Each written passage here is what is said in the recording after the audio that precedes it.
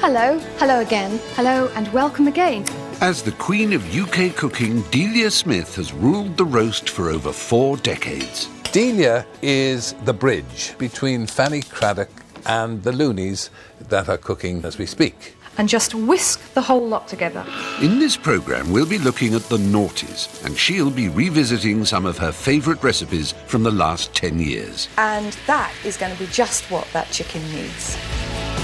It was a decade of highs and lows, when success was sweet. She's achieved the honour of being an entry in the new edition of the Collins English Dictionary. But things started to turn sour when she scored an own goal on the pitch. They just handed me a microphone and said, go on, go and do it. And then got into hot water with how to cheat. If I'd lived in medieval times, I'd have been burnt at the stake without any doubt whatsoever.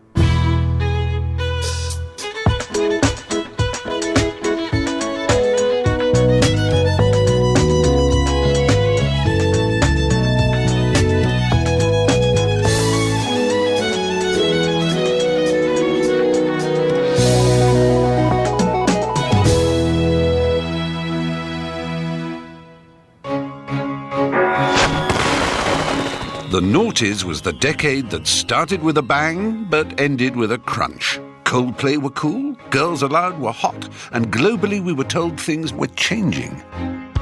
On TV, reality ruled, and Simon said that was fine by him. It's not, actually. It was the decade when we downloaded music and uploaded, well, most of our lives, really, making new friends at the push of a button. Delia Smith and I have been friends long before the days of Facebook and Twitter. This year represents the start of her 5th decade as a TV cook, so I felt it was time for a good old-fashioned one-to-one interface via the medium of tea and cakes. Cooking has been your life, and you've shown the nation, to some extent, certainly me, how to cook in the most basic way. This isn't your style at all, actually, is it? No. I'm not a great cook or a great chef or anything like that. But if I can get somebody else to make something and know that it works for them and it's right, then that's where I get that's what I am. And what Delia is can be summed up quite simply. For millions of us, she's the woman who taught us how to cook, the go-to girl for clear and easy-to-follow recipes. From her first ever TV dish back in the 70s, Alpine eggs. But in spite of the Alps, it's really an Old English recipe and it crops up in early Mrs. Beeton. Through the 80s, when her complete cookery course became a national phenomenon. I want to just show you a few tips about roasting meat. Nice jumper there. There we have it. In the 90s, her summer and winter collections became the cornerstone of many a dinner party. I can't believe that something so simple really does taste wonderful. Then, in the noughties, she went right back to basics after a meeting with the head of BBC Two. He said, I'd like you to do the cookery course again. He said, because since the cookery course, there are many more generations that have followed, and the young people of today need to know the basics of cooking, just like the young people wanted to know it then. What are we having for starters tomorrow? Well, I'm thinking of cup of soups.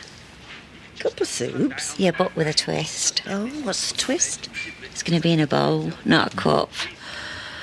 So that was me going into a very mammoth project, which was 3 series and 3 books.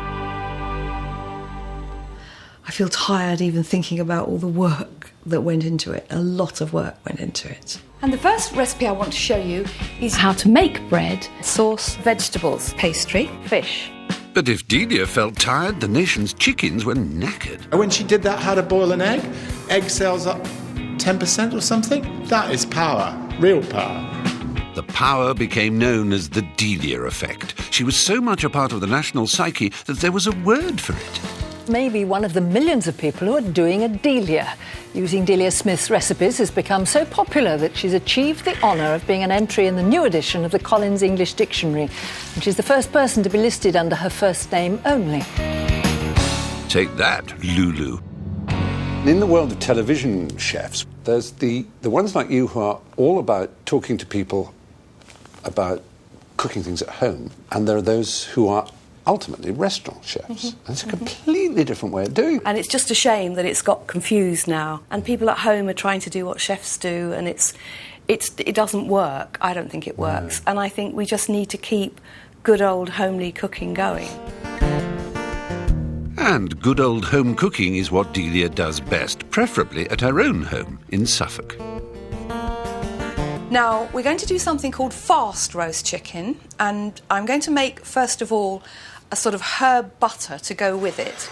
And I've got a small amount of butter here, and what I'm going to add is garlic and tarragon. And I'm just going to mix those together with a little bit of seasoning.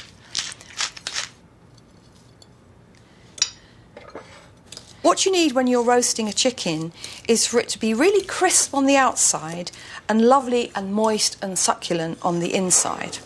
Now, I've got a chicken here. This is a small chicken, and it's going to be enough just for 4 people. And what I'm going to do is, first of all, put into the cavity some slices of lemon. I've got about half a lemon here. Now, the next thing I'm going to do is just put that herb butter inside with the lemon, which is all going to sort of perfume and permeate the chicken whilst it's roasting. And what we're going to do is fast roast it by preheating the oven to the very highest temperature it'll go, and cook it very, very quickly. A little bit of olive oil on the outside, because that's going to make the skin nice and crisp. And then some pepper and some salt, and then we're just going to whack that in the oven now, and it's only going to take 45 minutes to cook.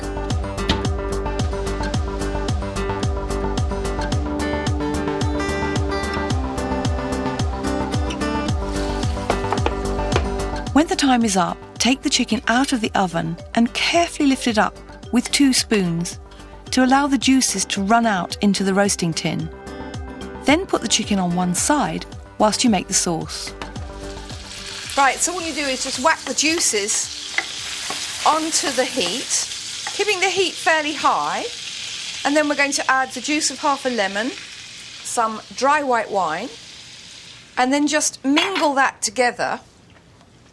And what we need to do now is just let that white wine come up to a fierce bubble till it's reduced to about half its original volume. That's reduced now and it's gone a bit more syrupy, and so the last ingredient we're going to add is just a little bit more chopped tarragon, and that sort of livens up the colour and gives you a little bit of extra flavour.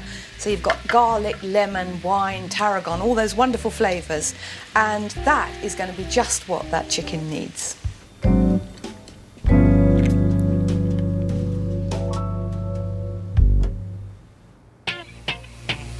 The noughties was the decade when we suddenly started reading the small print on our food labels. Fat, salt and sugar were given the red light. Look at her, clocking my salt content. I'm in there. Oh, get over yourself. Check the label. I've got less salt than you. Get a load of these salt levels. Fruit and veg were all green. Well, they would be, wouldn't they? But we needed at least 5 a day. If you were on 20 a day, you were really out in the cold. Smoking is to be banned in every cafe and restaurant, most pubs and places of work in England. It was all about fresh air, and if you wanted to achieve a size 0, that's about all you could eat. It seemed that the noughties were all about nobodies weighing nothing, and they were everywhere. I couldn't say that my job is a talented job, no. With their designer clothes and accessories weighing more than they did, this was the decade of tags, bags and wags. But for Delia, football is more than fashion, it's passion.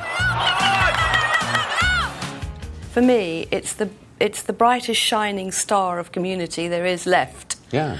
Because, you get people from 9 to 109 all together, all as one. Yeah. And the whole human experience of intense joy and intense misery. Absolutely. All of those two kind of lubricated together by banter, by humour, by the wonderful self-deprecating humour that is a characteristic of the English. And we're talking about the best football club in the world. We are.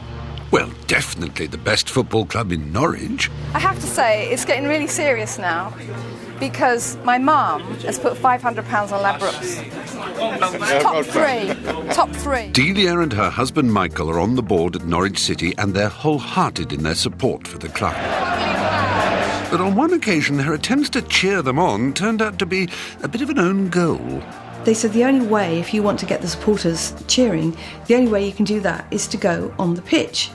And they just handed me a microphone and said, go on, go and do it. I had heels on and the pitch was muddy and it was quite hard to walk on the pitch. A message! The coverage made a huge impact, becoming an overnight sensation.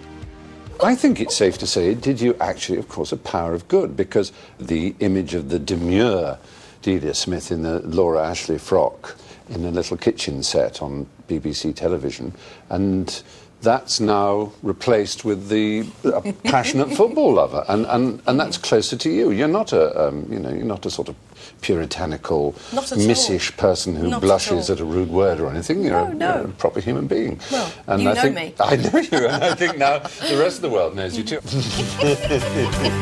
On or off the pitch, Delia's fame means that she's always held accountable for her actions. These are rice noodles. Sometimes they're called cellophane noodles, and they come in 3 different sizes. If she suggests a certain new ingredient or utensil, the Delia Effect immediately kicks in. It's quite a responsibility. I have a little bit of advice to you before we make omelettes, and that is, first catch your frying pan. I had a team of people working with me, and we got all the suitably sized pans to make omelettes, and we tested them. And so we found this heavy gauge aluminium pan that was really cheap. And we looked at some very, very, very smart, expensive ones. And this did the job perfectly. For one small factory, this was very good news. Now, they've been making these here for about the last 40 years.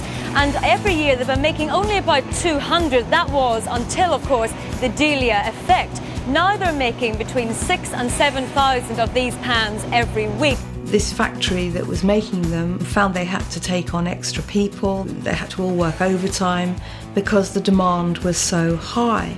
And I'm sure following the media frenzy last week, everybody knows about the Delia factor. Of course, there are the cynics, who will say, how much did you get for each omelette pan? There will always be cynical people out there, and they'll always read things into it. But luckily, because to date I've never done any advertising or accepted anything for nothing in my career, I do feel completely at ease by recommending people. Well, that's all about pans. Now for the art of actually making an omelette. And in Delia's opinion, it's something that everyone can make. Do you need something before you go out? Well, we'll probably eat later, so I'm alright, thanks. Me too, I'm not hungry, really. I should have a couple of omelettes or something. Cheese, mushroom, ham, tomato? Yeah, cheers. So, keeping it simple, here's Delia's version of the ultimate fast food meal. If you want to make the perfect fast food meal for one, a fluffy melted cheese omelette is quicker, much cheaper, and oh so much nicer than a ready meal. For a 2-egg omelette, beat the eggs with some seasoning. Add butter and oil to a 15cm omelette pan and swirl it around the edges. When the pan is very hot, pour in the eggs. Leave them for about 5 seconds till a frill appears around the edge. Now tilt the pan and using a tablespoon, draw the mixture into the centre and allow the liquid egg to fall back into the spaces. Then sprinkle in some cheddar or grated Gruyere cheese. And when there's only a little liquid egg left on the surface, tilt the pan, fold the edge over into the centre, and the last fold is as you turn it out onto a warm plate.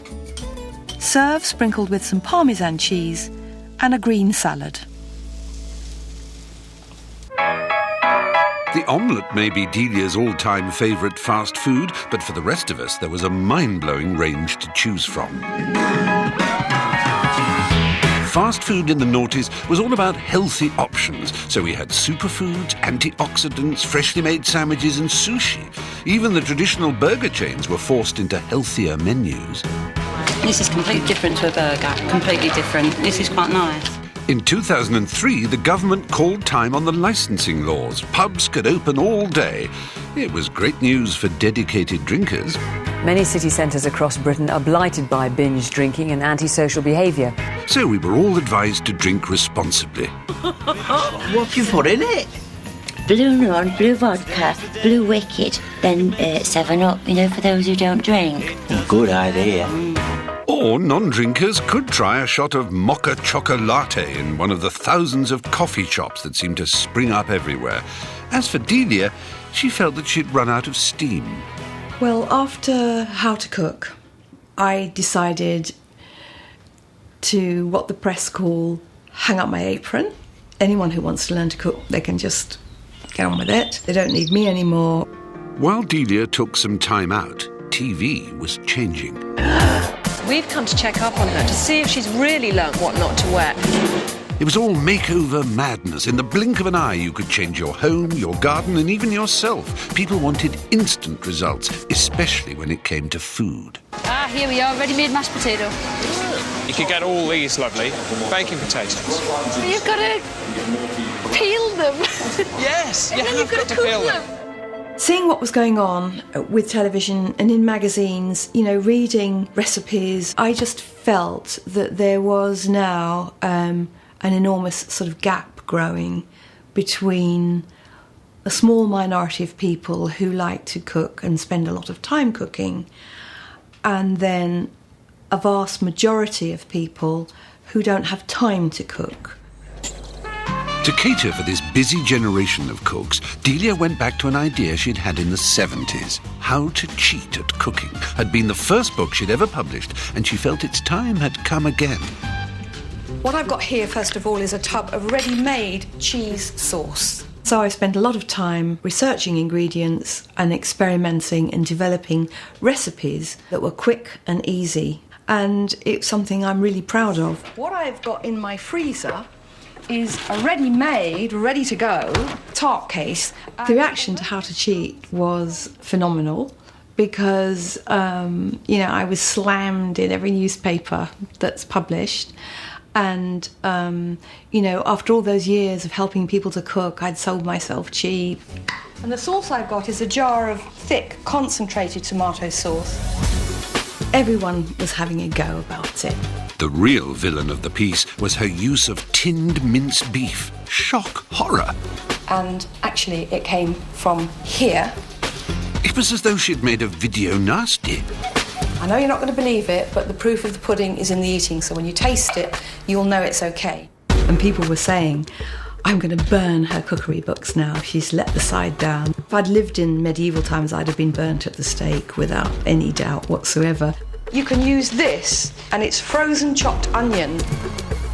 After all the flack I got from How to Cheat, when it all, you know, settled down, the dust had settled, a lot of people have said to me through letters, it took away some of their guilt, because when they knew a product was really pure and really good, and it did sort of cut down the cooking time, how helpful that was.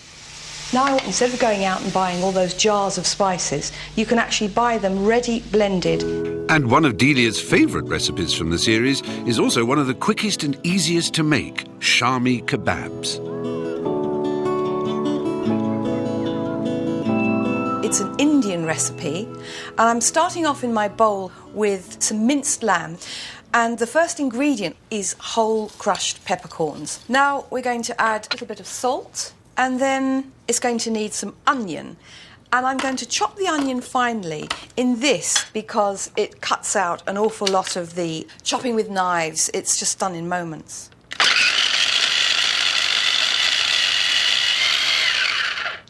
Now what I'm going to add to that is now lentils. We've cheated on the lentils because they're canned lentils, and I'm going to add half of them to join the onion so they get sort of mashed up to a puree.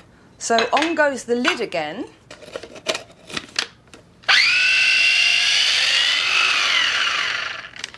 So that's going to join the rest of the meat next, and then it's going to need some spices.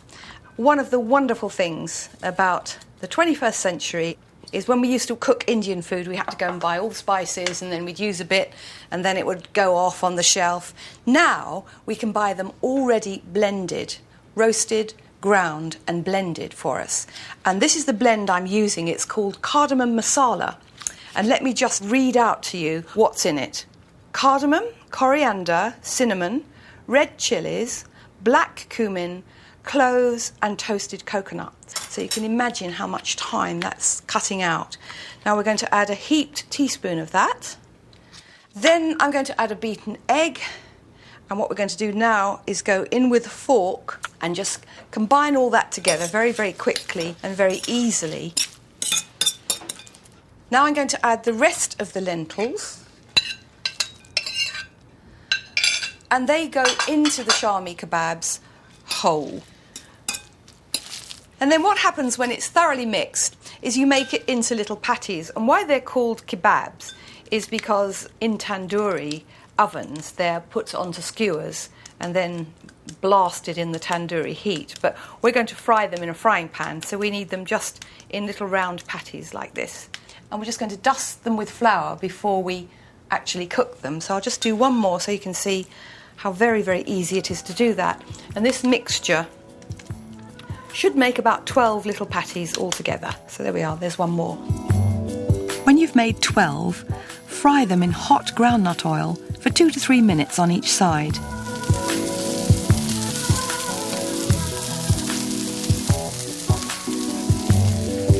I like to serve them on thinly sliced raw red onions with lots of coriander and a squeeze of lime on top.